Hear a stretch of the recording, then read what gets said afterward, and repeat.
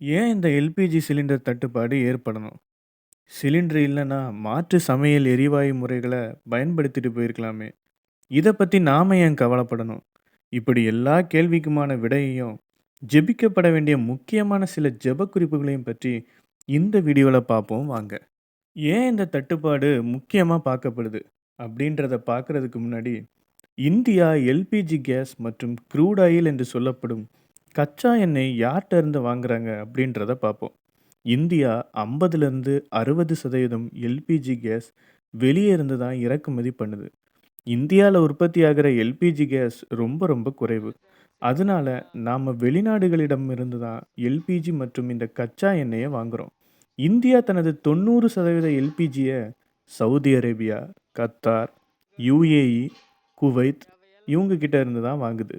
இது தவிர ஈராக் மற்றும் ரஷ்யா கிட்ட இருந்து தான் க்ரூட் ஆயில் என்ற கச்சா எண்ணெயையும் வாங்குது நம்ம இந்தியா. சவுதி அரேபியா, கத்தார் மற்றும் யுஏஇ கிட்ட இருந்து தான் நாம அதிகப்படியான எல்பிஜிய வாங்குறோம். இஸ்ரேல் மற்றும் ஈரானுக்கு நடுவுல நடக்கிற இந்த யுத்தத்தினால இந்த எண்ணெய் மற்றும் எல்பிஜி கேஸ் கொண்டு வரக்கூடிய பாதையான ஸ்ட்ரெய்ட் ஆஃப் ஹார்மஸ் என்பது நிறுத்தப்பட்டு விட்டது. இந்த வழியா தான் எண்ணெய் பல நாடுகளுக்கும் அனுப்பப்படும்.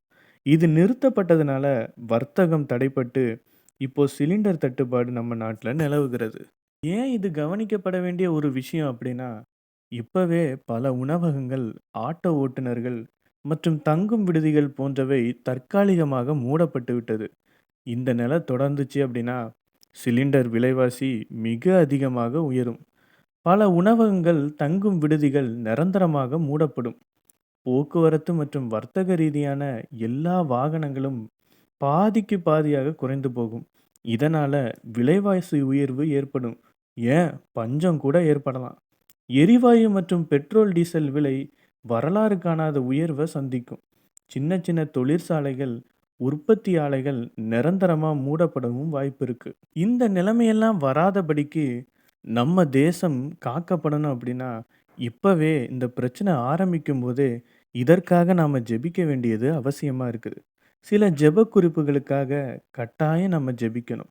முதலாவது, இஸ்ரேல் மற்றும் ஈரானுக்கு இடையேயான இந்த போர் சீக்கிரம் ஒரு முடிவுக்கு வரணும் அப்படின்றதுக்காக ஜெபிப்போம். 2வது, சிலிண்டர் மற்றும் பெட்ரோல், டீசல் தட்டுப்பாடு சீக்கிரம் முடிவுக்கு வரணும் அப்படின்றதுக்காக ஜெபிப்போம். சிறு தொழில் செய்கிறவங்க, ஆட்டோ ஓட்டுநர்கள், உணவகங்கள் பாதிக்கப்படாமல் இருக்க ஜெபிப்போம். தேசத்துல பஞ்சமோ, வேறு எந்த பொருளாதார சீர்குலைவோ ஏற்படாதபடிக்கு ஜெபிப்போம். பிரச்சனை நம்ம கண்ணு முன்னாலேயே ஆரம்பிச்சிருக்கும் போதே, அதை தடுத்து ஜெபிச்சிட்டோம் அப்படின்னா, பெரிய விளைவுகளை நம்ம தேசம் சந்திக்காது. எனவே, தொடர்ந்து இந்த காரியங்களுக்காக ஜெபிங்க. ஆண்டவர் பெரிய காரியங்களை செய்வார். God bless you.